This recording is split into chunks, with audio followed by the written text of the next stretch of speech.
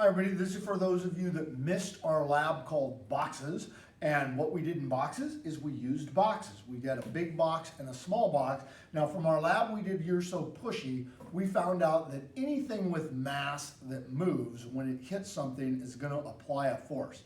And since something like an air molecule has mass and we know it's moving all around the room, every time it strikes a surface, it makes a force, and we're now going to call that striking force pressure. And so what we did is we got two boxes that have very different volumes, small volume, large volume, and we got a ping pong ball. And the ping pong ball in this model represents an air molecule. And if we stick this air molecule in this small box and I shake it around,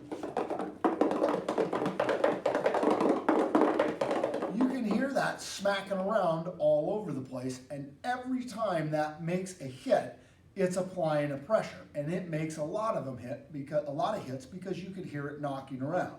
So then we took that exact same one air molecule and we put it in to this larger box and we shook it around.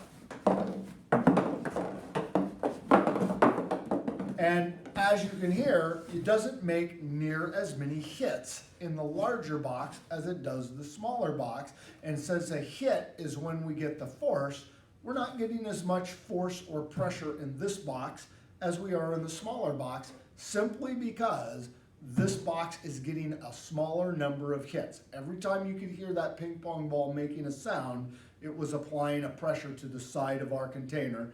This one had a lot more hits than this one, so a small volume will give you more pressure, meaning more hits, than a large box will. And that's what we did in our lab boxes, so you guys can go ahead and download the lab sheet for this and answer the questions. That's it. Hopefully you get back to school soon.